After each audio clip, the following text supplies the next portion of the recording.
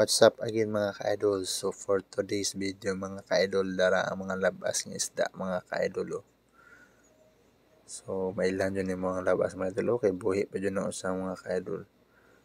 Yun ang iyang color sidlak pa dyan na mga ka-idol. Muna ito mailhan nga labas pa dyan ang isda mga ka-idol. So diya mga ka-idol itong ibutang diya sa kabox nga na yung mga ice para dili dayon daliog ka lumoy ang mga isda mga ka-idol para inigabot sa merkado labas ra gyapon siya.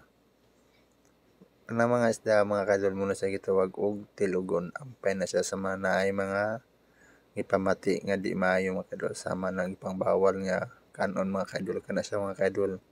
Muna siya ampay kay wala jud na ibawal na mga idol. Ang bawal lang na kung kanon nimo nga dili nimo kaanong bukog.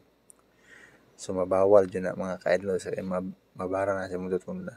So dito mga ka-idol ato ang padulan mga ka-idol para maklaro nimo kung unsa ka presko ang mga isda diya. O diba kita nimo da mga ka-idol unsa ka labas mga ka-idol. So diha mga ka-idol ato gyapon na ginatimbang mga ka-idol.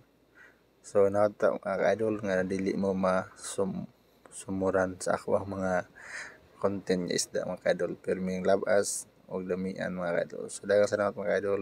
Katura.